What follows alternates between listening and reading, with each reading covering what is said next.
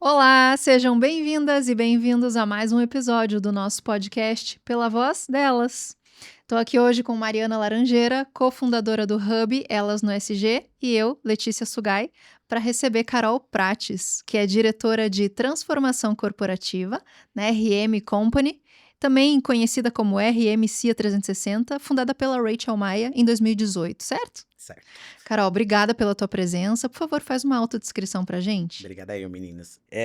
Eu sou uma mulher de 1,78 m, de pele negra, de pele parda, clara. Tenho os olhos escuros, tenho cabelo escuro, sou uma pessoa gorda, tô com uma blusa branca, com brincos pequenos e com uma blusinha branca também por baixo. Muito bom. Carol, obrigada. A gente te pediu hoje esse convite, te fez esse convite para a gente falar muito da tua pauta também, de transformação. Transformação corporativa é ligada à cultura e a gente num hub de ESG quer entender também a tua visão, a tua perspectiva sobre grupos subrepresentados, sobre transformação, sobre mulheres. Como você acompanhou ao longo desses últimos anos, na tua experiência profissional e os processos pelos quais você participou de transformação, olhando para a diversidade e para a inclusão?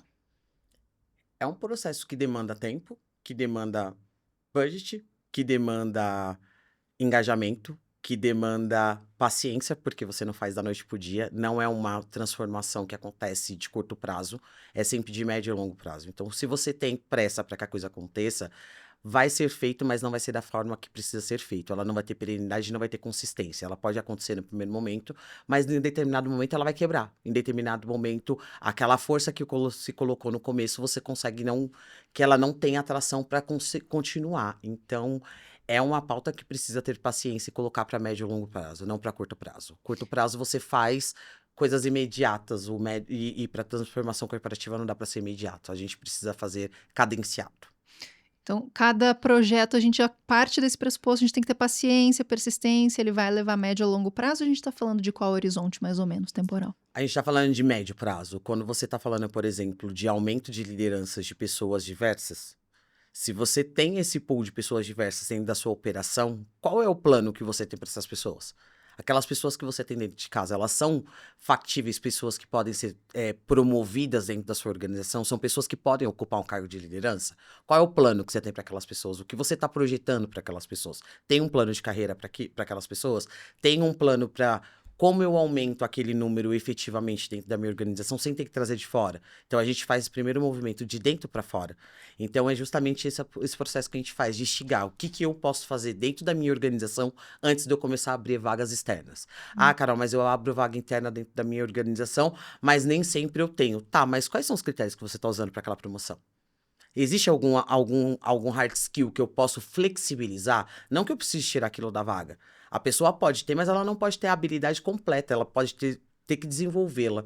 E é nesse processo de desenvolver, eu posso flexibilizar esse desenvolvimento dentro da posição? Se você pode flexibilizar, você já começa a fazer de curto prazo. Agora, se você não pode flexibilizar, quais são as ferramentas que eu estou usando para preparar aquela pessoa? O que eu estou disponibilizando para ela? Então, você consegue fazer de várias formas, mas normalmente de médio prazo. Mas esse horizonte temporal é de quantos anos, mais ou menos? Pelo menos 2. Pelo Para que menos 2 anos. as 2 anos. Ok, porque as empresas já tenham consciência de que esse não é um processo rápido e entrem nisso conscientes de que não vai ser da noite para o dia, a gente precisa plantar, ver a coisa crescer, amadurecer para então colher os frutos, né? Exato. De 1 a 2 anos.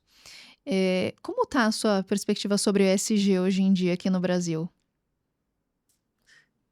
Hoje eu posso dizer, em 2024, desafiador. Desafiador. Em 2022, em 2021 a gente tem a grande onda, quando você tem um mar de ações, um mar de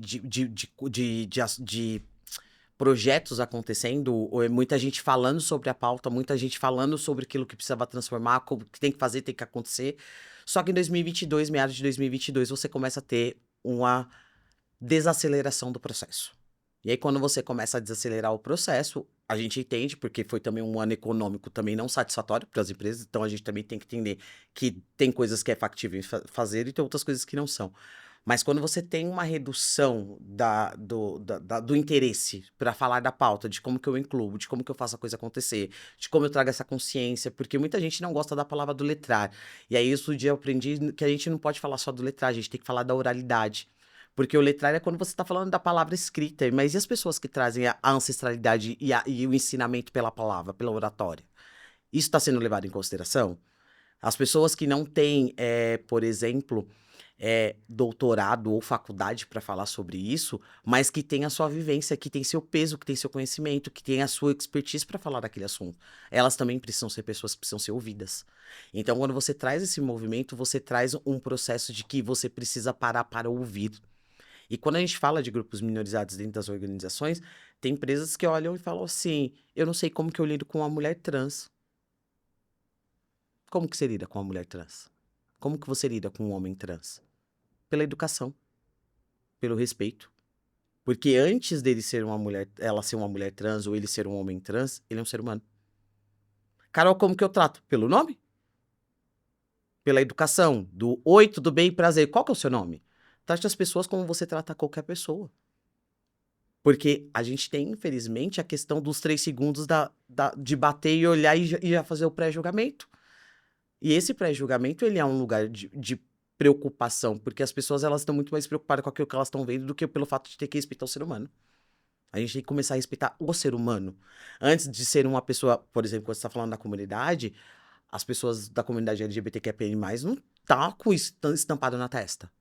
Eles não são pessoas que estão com isso pendurado no pescoço. Ah, eu sou um homem gay, eu sou uma mulher lésbica, eu sou uma pessoa bissexual. Por que a orientação dessas pessoas, ela interfere em quem elas são? E a gente está falando sobre representatividade desses grupos também dentro das lideranças. Quando você fala de uma pessoa com deficiência, você está falando de uma pessoa cadeirante que muitas vezes ela não tem uma rampa para entrar nos lugares. Ela não consegue acessar o básico, que é o direito de ir e vir. Porque as pessoas não pensam nas pessoas que são cadeirantes. Como que ela acessa? Como que ela chega na porta da recepção? Uhum. E se você não tem esse olhar da empatia, do respeito pelo outro, e se colocar no lugar do outro, você tem um processo também aí que é desafiador. E aí, quando você fala assim, as lideranças não têm esses grupos representados. Só de pessoas que têm capacidade, pessoas com deficiência que têm capacidade de ocupar uma posição dentro do mercado de trabalho, a gente está falando de 17%.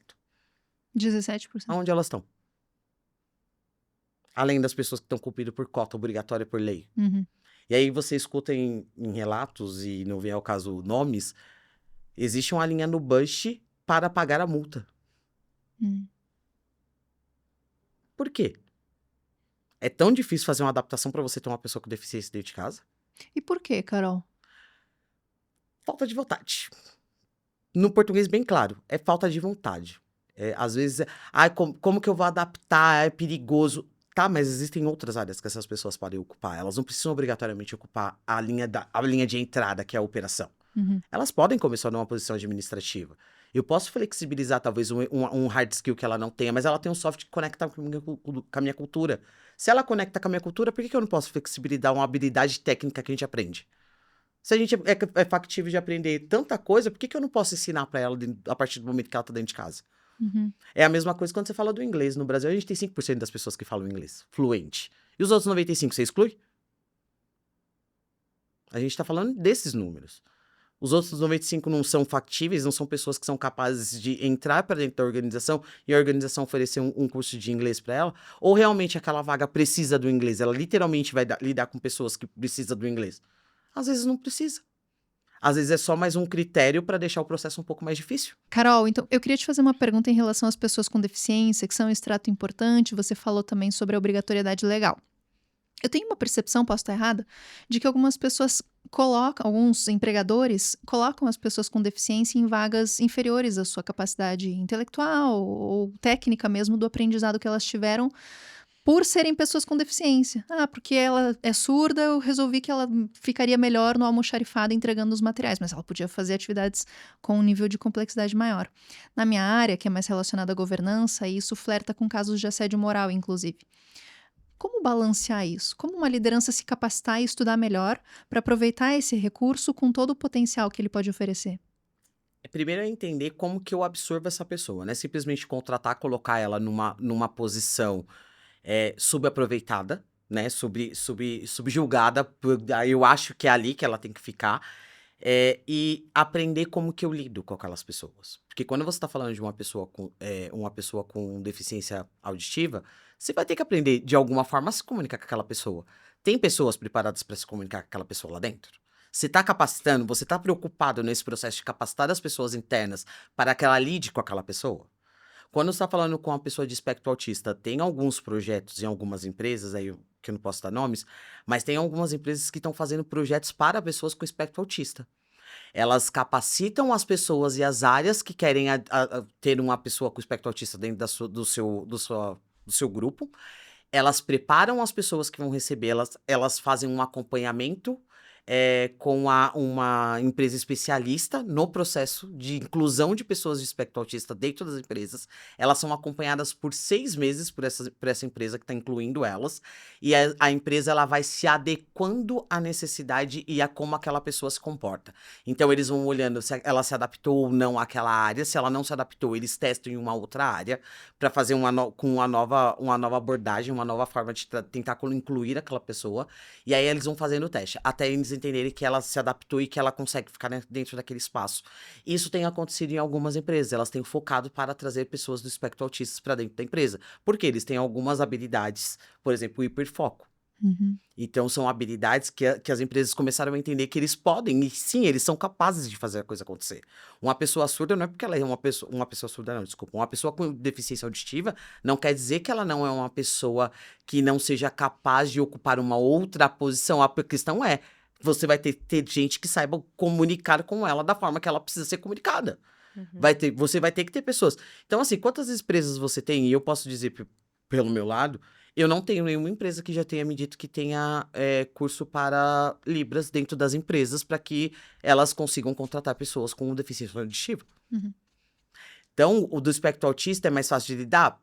Em alguns casos, sim, mas nem todos, mas você tem que se adaptar com aquele momento. Então, elas são acompanhadas por pessoas psicólogas também dentro dessa empresa, e as pessoas também, que estão lá, os profissionais, vão dando toque, ó, lida assim, não faz assado, não fala nesse tom. Então, a gente vai adaptando. Por que a gente não pode adaptar isso para outras deficiências? Por que eu não posso colocar uma pessoa cadeirante dentro da operação? Porque ela é lenta? Porque a cadeira ocupa muito espaço? Porque eu não posso colocar um instante mais para lá? Porque eu tenho que ocupar todos os espaços? Então a gente tem esse processo do que a gente pode fazer, e eu acho que é uma questão de querer adaptar para que você inclua efetivamente. Carol, excluindo esse ponto de barreira física, principalmente em algumas áreas operacionais, de fato, você colocaria em risco pessoas que são portadoras de algum tipo de deficiência. Se, de repente, a pessoa tiver, assim, não me vem um exemplo claro agora, mas, de repente, expor alguém a algo que, por exemplo, a pessoa tendo uma surdez, ou então, sendo cadeirante, ela, de fato, colocaria a vida dela em risco. Então, vamos separar esse tipo de ação, né? Aqui é claro, não dá para todo mundo ocupar todos os espaços. Aqui estamos claras nisso aqui.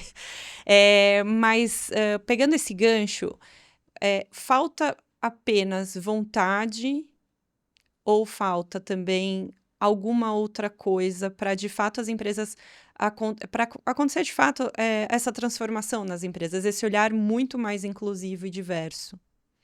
Eu falo isso assim, puxando um gancho que dados mostram que empresas mais diversas são mais lucrativas, né? Uhum. No montante aí de 25%, a última pesquisa que a McKinsey fez, Diversity Matters, traz isso. Empresas, assim, comparando empresas globais no mesmo segmento, as que são mais diversas possuem um EBITDA 25% maior. Por que, de fato, isso não está na estratégia das empresas? Tem algumas que estão começando a falar sobre a pauta de diversidade, de colocar isso na estratégia, de se tornar uma estratégia, de ter a diversidade efetiva e colocar em prática as ações que precisam ser colocadas e colocar as metas que precisam ser cumpridas para que essa diversidade aconteça.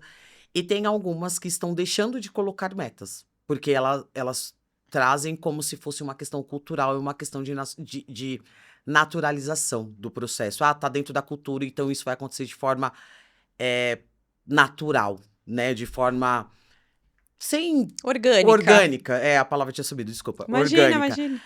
Mas você tem que ser propositivo. Claro. Se você não tem propósito, se você não coloca isso como meta, se você não coloca isso na sua estratégia de que eu vou ter tantas mulheres na liderança ou tantas pessoas, mulheres dentro da empresa. E aí a gente não tá falando só de liderança. A liderança ela é importante porque hoje vamos colocar que é o limbo, né? Que é onde a gente tem menos representatividade de grupos minorizados, de grupos que são minorizados e não minorias. Porque só de mulher a gente tá falando de 52% da população. Então, assim, a gente está falando de grupos que são minorizados em espaços que hoje são majoritariamente ocupados por homens brancos. Ponto. Quando você traz a diversidade, você tem as minorias representadas. E aí, quando você vai para a parte da operação, essa minoria que é subrepresentada na liderança, ela está na operação. E aí você tem um desequilíbrio da balança de como que isso de fato acontece. Então, a gente pode colocar que essas minorias, elas precisam ser... As lideranças que têm o poder de colocar essas metas, ela precisa ser propositiva. Ó, eu quero 50% da liderança de mulheres. Então, qual é o propósito? Então, a gente vai seguir o propósito. Vai colocar isso aonde? Dentro da governança, vai estabelecer processo, vai estabelecer meta, vai estabelecer como que isso vai acontecer e de que maneira que isso vai acontecer. Porque não adianta você simplesmente sair promovendo ou contratando um monte de pessoas diversas para colocar na sua liderança e você tá excluindo outras pessoas que já estavam dentro da empresa. Ou demitindo essas pessoas, porque isso acaba acontecendo. Porque você tem prazo para cumprir a meta. Se você não consegue cumprir a meta de uma maneira orgânica, você faz o quê? Você demite e contrata. Você traz alguém de fora para ocupar aquela posição. E isso não se torna uma questão cultural efetiva, porque você não tem a pessoa com fit cultural, você não tem pertencimento. A pessoa vai ficar, daqui a pouco alguém oferece um salário um pouco melhor, um ou outro lugar onde ela se sinta mais acolhida, ou melhor, ou mais contemplada, vamos colocar dessa forma, ela vai tocar a empresa. Se ela não concorda com o fit cultural. E tem a questão da cultura. Quando as culturas elas não conversam com aquilo que está na estratégia, e quando você está falando de transformação corporativa, você está falando de mudar na cultura, você está falando de mudar na essência. Você está falando de mudar discurso, você está falando de mudar a governança, você está falando de mudar o propósito, você está falando de mudar qual é o rumo que a empresa vai tomar, para onde a empresa vai, para quem a empresa vai começar de fato a falar, porque você muda incluso quem é seu público final, quando você muda a cultura. Então, assim, hoje as pessoas que consomem, quando a gente está falando de varejo, quando a gente está falando de B2C, as pessoas elas estão começando a olhar o que as empresas estão fazendo dentro das suas organizações. Então, as pessoas hoje elas se preocupam em entrar, às vezes, no seu site para olhar o que você tem lá de relatório de sustentabilidade. Elas entram para olhar qual é o quadro de colaboradores que você tem, quais são os números que você tem. Quais são as práticas ambientais que aquela empresa está tendo, quais são os critérios que ela está usando para a cadeia de fornecedor. Então, está começando a se ter uma consciência sobre as coisas. E a questão da representatividade dentro das organizações está refletindo no consumo das pessoas. Muito legal. Carol, consumo é poderosíssimo e realmente dita a regra, né? Mas outro ditame de regras, assim, é a questão regulatória. A gente tem algumas normativas já, falando aí das grandes empresas brasileiras que estão listadas em bolsa, a gente vai ter uma transformação regulatória de exigência, principalmente na questão do relatório de sustentabilidade dessas companhias, que vão ter um dever de transparência e vão colocar ali um holofote para esses números, principalmente os dados ESG que estarão incorporados nos seus relatórios financeiros. Você acredita nesse poder também dessa questão regulatória, né, que vem e ditando a regra também gera essa transformação dentro do mundo corporativo? Sim. E que bom que a gente tem essa mudança dentro dos órgãos regulamentos de regulação. Porque se você não faz pelo incentivo do eu acredito, né? Eu quero fazer porque eu acredito no processo, faz da forma obrigada e vai ter que fazer bem feito, porque isso vai ser cobrado. Porque a gente está falando de um processo, quando a gente fala, por exemplo, da Agenda 2030 ou da Agenda ESG, a gente está falando de uma agenda que a gente falta 5 anos, porque 2024 já foi. Faltou 2 meses. Milagre, ninguém vai fazer em 2024. Você tem 5 anos ainda para acabar o ano, para acabar a meta, e a gente já tá falando de 2040. A gente já tá falando de 2050. Empurrando, né? Empurrando o processo, Postergando. tá postergando, porque a gente já tá falando do processo, por exemplo. Quando a gente fala dos ODS, a gente olha o report de 2023, que saiu agora em julho, em referente aos ODS, o caminhou dos ODS, a gente tá falando de 18% globalmente falando do atingimento da meta. Em 10 anos? É muito pouco. 18% é muito pouco. Tem ODS que nem percentual registrado tem. Não conseguiram Não mensurar. conseguiram mensurar, porque não tinha como mensurar, porque tá lá a meta, tá lá o objetivo, e não conseguiram mensurar porque não conseguiam colocar isso de uma forma tangível para falar 18% Uhum. para daqui 5 anos, a gente não vai chegar. A gente não vai chegar. E assim, e é triste falar que a gente não vai chegar, porque a gente tá falando de 15 anos. Em 15 anos dá para fazer muita coisa. Uhum. A gente podia estar num processo muito mais saboroso agora, 10 anos depois que começou a se falar de ODS. E aí a gente pergunta assim, há quanto tempo a gente tá falando dos ODS? A gente tá falando dos ODS 2020? 2021? Uhum. A gente tem um acordo na verdade, se fala de sustentabilidade, se fala de mudanças efetivas desde 82, 72, dentro da ONU. E a gente tá em 2024 e a gente caminhou muito pouco. Uhum. Daí, quando Primeiro, você olha os ODS ambientais, quais são as metas que estão sendo cumpridas? A gente tá literalmente pegando fogo. uhum. O mundo tá pegando fogo. Não é o Brasil que tá pegando fogo, o mundo tá pegando fogo. Sim. Quando você fala de água potável, você ainda tem 33% da população que não tem água potável no Brasil para beber. E isso não é um dado meu, isso é um dado público, de órgãos públicos. 33 milhões de pessoas não têm água potável para tomar. Que inclusive é um dos grandes causadores de doenças e mortes em Exatamente. países subdesenvolvidos. E aí, em quando você fala desenvolvimento. de erradicação da pobreza, você tem um aumento de população de rua crescendo cada dia que passa. Não só em São Paulo, em todos os lugares no Brasil e no mundo. Você está falando de uma questão de trabalho digno. Não tem trabalho digno para todo mundo. Você está falando de uma questão de moradia digna. Não tem moradia digna para todo mundo. E aí, quando a gente fala de São Paulo especificamente, a gente tem mais imóveis no centro da cidade desabitado do que população de rua. E ninguém tá falando disso. Uhum. É um problema mesmo É um procedimento institucional, né? institucional, Sim, porque sim. assim, precisa ser feito de uma maneira onde as pessoas que têm poder precisam continuar tendo poder. Uhum. Porque você não pode dar poder para a população como um todo, por exemplo, da educação de qualidade. A gente fala de política em escola pública? As crianças na escola pública sabem efetivamente o que é política, o que faz um senador, o que faz. Não sabe. Não sabe. Às vezes nem na privada Nem também. na Nem na privada. privada. E aí eu vou além. Vou entrar de novo dentro da diversidade. Vocês sabiam que existe uma lei desde 2003 que você precisa contar da história afro-brasileira nas escolas? Quantas escolas estão falando das histórias afro-brasileiras? Pelo contrário, a gente tem processos, incluso que estão tirando literatura de pessoas negras de dentro das escolas. Eu acho que a polarização traz isso também, né? Porque não sei porquê, mas a questão assim de direitos humanos, de diversidade, foi se apropriando como se isso fosse do partido X, do partido Y, da direita, esquerda, centro, ré, porque na verdade a gente está só andando de Só marcha pra ré, trás. né? Mas assim, independente do partido.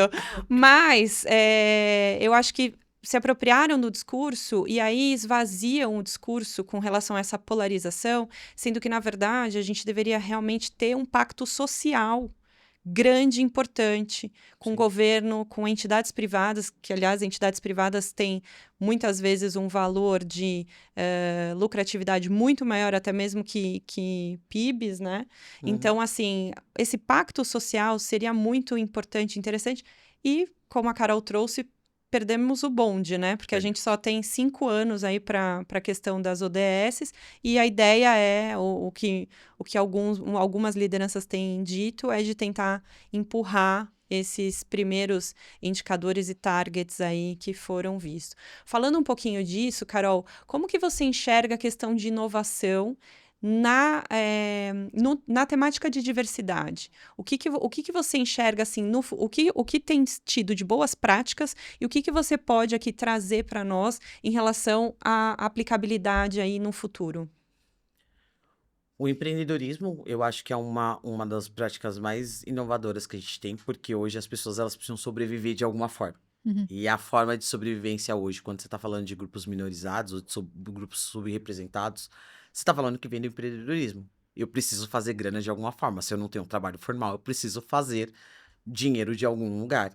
E o empreendedorismo de periferia, eu posso falar que eu tive a honra de lidar com alguns empreendedores de periferia E eles fazem coisas incríveis com reciclagem. Eles fazem produtos que são assim, você fica olhando e fala assim, como assim? Da cápsula de café com resina, você consegue fazer um brinco e um colar.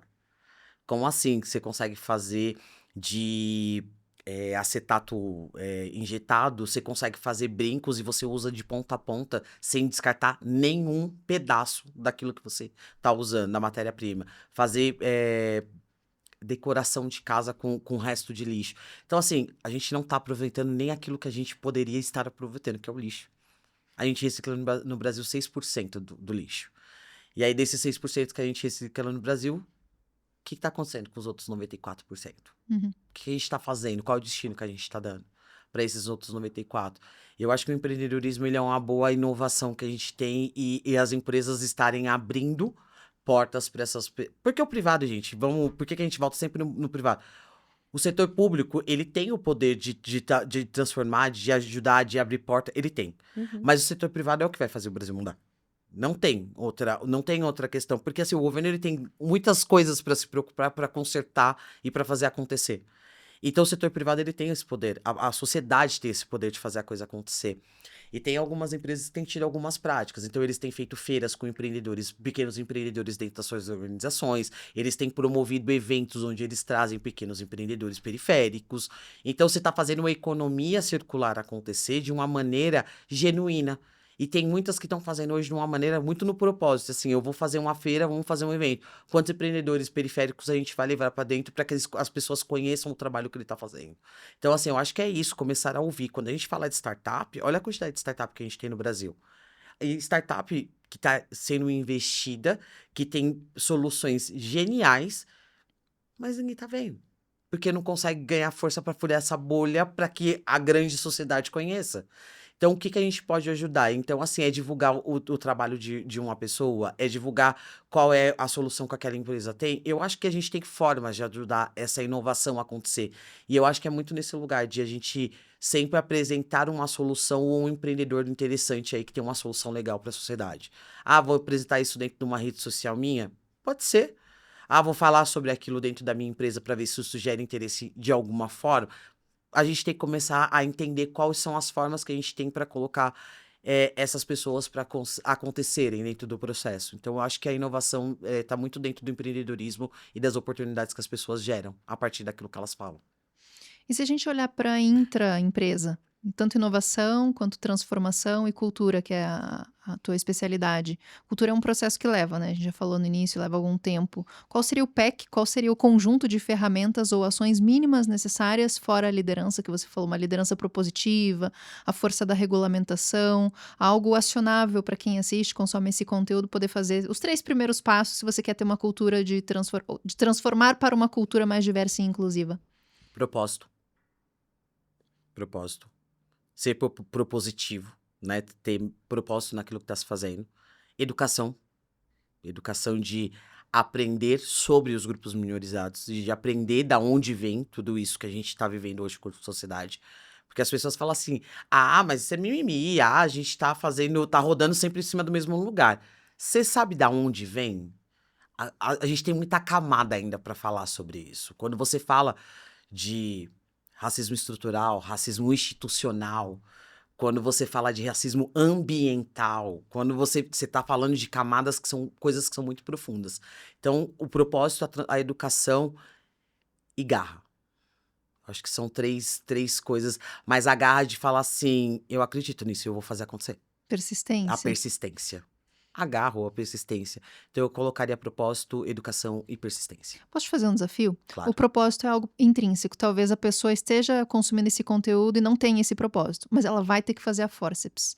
E a educação funciona, porque ela pode fazer um curso e aprender um pouco mais sobre isso. A persistência vai funcionar, talvez daí surja o propósito, mas ele não venha como algo natural. Eu gosto muito da educação. Você teria uma quarta dica, então, para dar, um quarto elemento, supondo que a pessoa está fazendo isso porque ela está sendo obrigada, ela não tem esse propósito e ela vai gerar isso só depois. Todo mundo tem, vou contrapor. Todo mundo tem um propósito de vida. De vida. É que alguns ainda não descobriram. Tudo bem. Mas em algum momento você vai ter que ter um Alguns propósito. Dormindo por aí. Mas quando você tem um propósito de qual... daí eu vou puxar para um lado assim, qual é o futuro que eu quero deixar para as gerações que vêm depois? Ah, eu não tenho filho, mas tem sobrinho? Você tem amigo? Você tem aquele amigo que tem um filho que você fala assim, qual é o mundo que eu vou deixar para essa criança? Qual é o mundo que eu vou deixar para os que vieram depois de mim? Eu, por exemplo, não tenho um filho. Eu tenho 4 sobrinhos. Qual é o mundo que eu quero deixar? Eu, Carol, quero deixar para os meus 4 sobrinhos. Para os meus 8 afilhados. Porque não tem filho, mas a gente tem afilhado e sobrinho. Tá tudo bem. Tá bem Tá representado. bem também. Tá representado. maravilhoso. Qual é o futuro que eu quero deixar? Então, eu acho que é muito do propósito de vida, porque antes do CNPJ tem o CPF. Com certeza. É o Então, legado, é o né? legado. Qual é o legado que eu quero deixar? Ah, Carol, mas eu não sou uma pessoa de grandes repercussões. Se você conseguir impactar uma pessoa que tá no seu entorno, você já fez o seu propósito acontecer. E todo mundo impacta. Só que às vezes a gente esquece que o nosso comportamento é influência pra alguém que agora tá pensando o que a Mari faria aqui no meu lugar.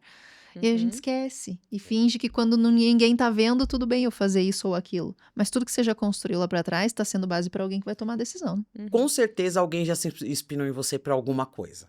Que seja pra mandar um currículo pra uma empresa que ela achava que não ia, seja eu vou ligar pra uma pessoa que eu não falo há anos. Alguma coisa a gente já deixou de legado pra alguém, inspirando alguém. Então, assim, o propósito é isso. Ele é uma coisa do que eu quero deixar pro mundo.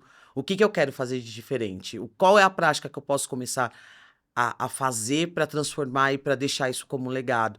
Então, assim, antes de você pensar o que eu vou fazer pela minha empresa, o que eu vou fazer pelo CNPJ que hoje eu represento, é o que eu quero fazer como CPF pra deixar no mundo. Ah, eu vou parar de jogar lixo. Meu carro parece um lixo, gente. Parece um lixão. Não jogo nada na rua. Meu marido abre o carro e fala, que é isso? Eu falo, não tinha lixo. Eu esqueço de pegar e vai ficando. Mas é isso. A minha parte, a minha contribuição hoje é não jogar lixo na rua. Eu sou tabagista, eu coloquei uma garrafa dentro do carro para não jogar mais bituca na rua. É o pouco que você pode fazer. Aí eu vou separar o lixo. Qual é o propósito? Porque assim, a gente precisa começar a fazer por algum lugar. Aí a gente vai aumentando esse propósito. Mas o primeiro propósito é aquilo de vida. O que eu quero deixar para o mundo como legado? Como que eu quero ser lembrado pelas pessoas? Pelo aquilo que eu fiz ou pelo aquilo que eu deixei de fazer?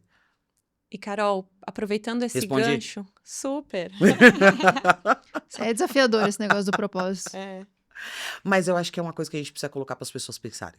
Porque é um segundo nível que você traz aqui para reflexão. Propósito CNPJ, o teu propósito pessoal. E esse mergulho para dentro, que é a caminhada que muita gente não quer fazer. Porque dói, né? Dói. Exatamente.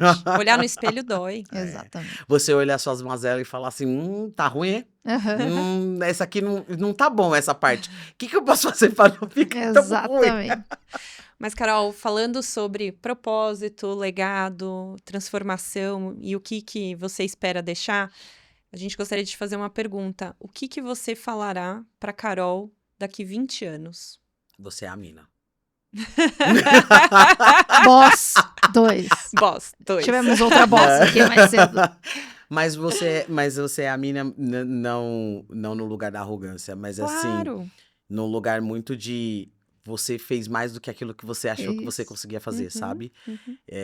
De vindo uma menina de escola pública, da época de escola que a coordenadora olhava pra minha mãe e falava assim, sua filha não vai dar em nada. Uhum. Uhum.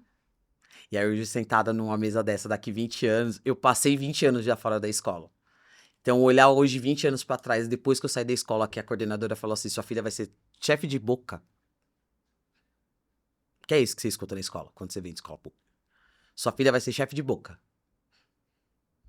E aí você, 20 anos depois, tá sentada no podcast falando sobre o seu propósito que você vem plantando há 20 anos. E daqui 20 anos é por isso que eu sou a mina, porque eu sobrevivi mais 20 anos. Uhum. Então, é só sobre isso. Maravilhosa. Obrigada a Carol do Maravilhosa. passado por ter construído. Vai falar lá na frente, Vai falar né? lá na É. frente. Obrigada, Carol, É. por causa de tudo que você fez Isso. até aqui e o que você vai continuar fazendo. Uhum. Nem que seja impactando a vida de uma pessoa por dia, a gente vai continuar fazendo. Maravilhosa. Carol, muito obrigada pela tua história, por ter compartilhado conosco, né? E ter impactado, com certeza, esperamos também poder impactar pessoas, né? Levar esse conteúdo maravilhoso para impactar. E agradeço a audiência, agradeço você que ficou aqui, que consumiu esse conteúdo. E até a próxima. Gente, obrigada. Obrigada pelo convite, obrigado pelo espaço. E vamos fazer a coisa acontecer, porque a gente ainda tem muito para fazer e a gente ainda tem um Brasil para tentar salvar. Uhum. Porque é justamente esse o ponto que a gente tá. Como que a gente salva o nosso Brasil? E dá para salvar. A É gente isso. vai ter que fazer uma força-tarefa aí em conjunto para fazer a coisa acontecer. E Obrigada, viu? vamos. Vamos fazer esse pacto social. Muito obrigada e até a próxima. Tchau.